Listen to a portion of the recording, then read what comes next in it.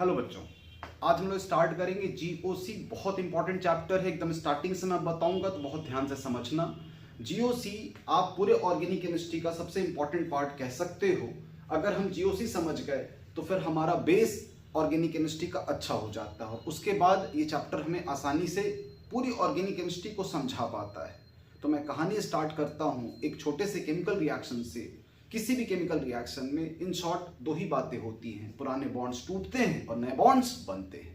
तो मैंने यहाँ बता रखा है ए और बी के बीच का बॉन्ड टूटा तो उसको शॉर्ट में मैंने क्या लिखा है बी बी, और ए और सी के बीच का बॉन्ड नया बना उसे मैंने शॉर्ट में क्या लिखा है बी एफ। तो इसी स्टोरी को हम पूरे साल कंटिन्यू करते हैं, बॉन्ड तोड़ना और फिर नए बॉन्ड को बनाना।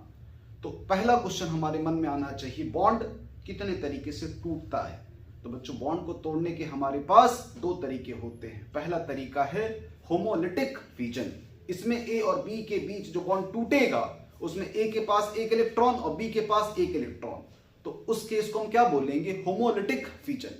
और अगर ए और बी के बीच का बॉन्ड टूटा इन सच अ वे दैट ए बन गया पॉजिटिव, बी बन गया नेगेटिव, तो उसे बोलते हैं बच्चों हेट्रोलिटिक फिजन। ये बात मैंने यहां बता रखी है। ए बी के बीच का बॉन्ड टूटा ए डॉट बी डॉट, तो होमोलिटिक फिजन। ए बी का बॉन्ड टूटा so that A positive B negative, इसे हम बोलते हैं हेट्रोलिटिक फिजन।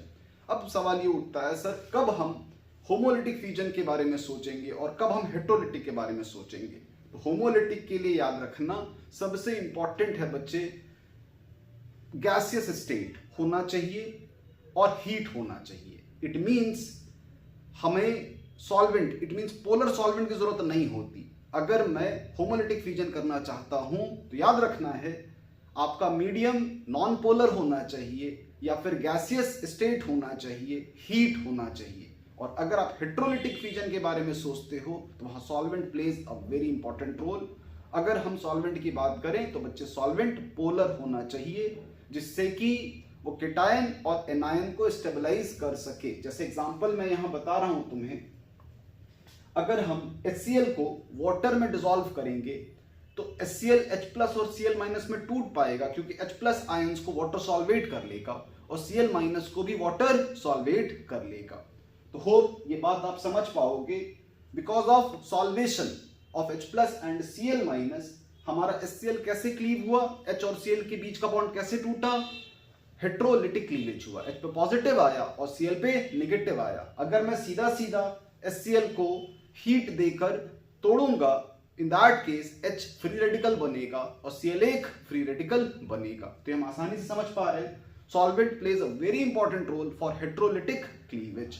तो बच्चों होप यहां तक हमें बात समझ आ गई कि sir it's all about bond breaking, bond formation. Bond breaking के दो तरीके, एक होमोलिटिक और एक हेट्रोलिटिक।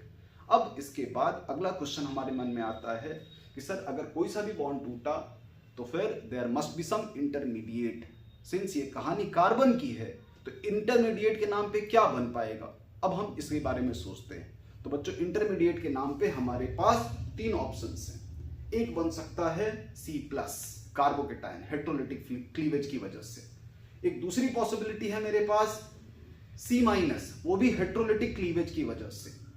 और तीसरी पॉसिबिलिटी है बच्चे फ्री रेडिकल, मतलब C पे पॉजिटिव कार्बोकेटायन, C पे नेगेटिव कार्बन आयन, C पे डॉट इलेक्ट्रॉन, उसे क्या बुलाएंगे हम लोग, फ्री रेडिकल।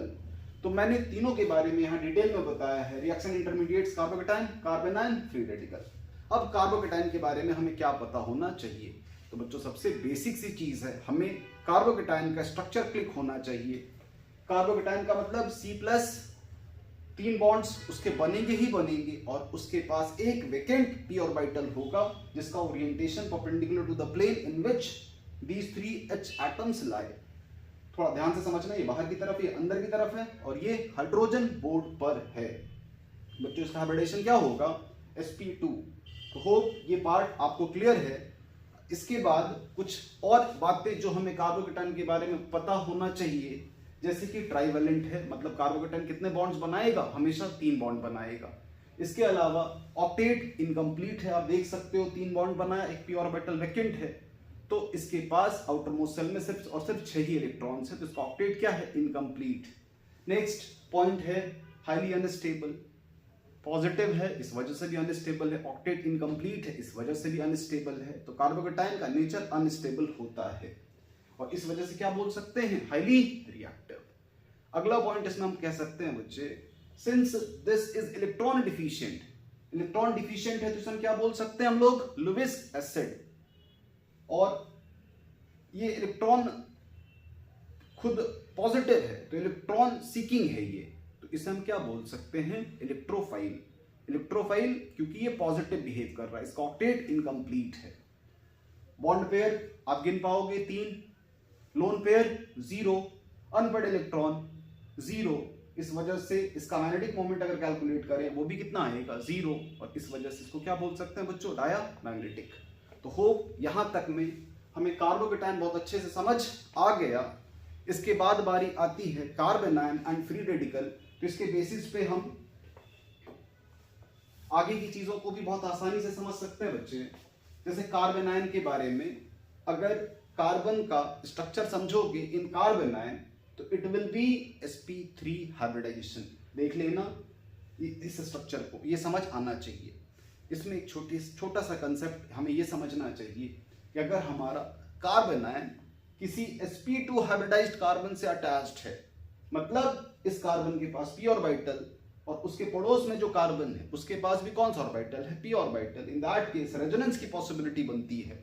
रेजोनेंस में पढ़ाऊंगा आपको, बाद में पढ़ाऊंगा, डिटेल में पढ़ाऊंगा। अभी फिलहाल छोटा सा कंसेप्ट केमिकल बॉन्डिंग के रेस्पेक्ट में आप सोच सकते हो कि सर यहाँ पर जो p ऑर्बिटल है ये अगर ओवरलैप करने लगा अपने साइड वाले ऑर्बिटल्स के साथ तो इसका हाइब्रिडाइजेशन चेंज होकर क्या बन जाएगा, sp2। It means carbon ion can be sp3 as well as sp2, दोनों पॉसिबिलिटी है। नेक्स्ट, अगर मैं इसके डिटेल्स के बारे में बताऊं तो हाइब्रिडाइजेशन मैंने बताया sp2 sp3 डन। उसके बाद trivalent, octet incomplete, unstable, highly reactive, क्योंकि भाई नेगेटिव चार्ज होगा तो रिएक्टिव होगा ही होगा। Since negative we will call it Lewis base. Nucleophilic है नेचर में, आप इसको न्यूक्लियोफाइल भी बोल सकते हो। नेक्स्ट, बॉन्ड पेयर 3 दिख रहा है, lone pair 1, yes sir, done.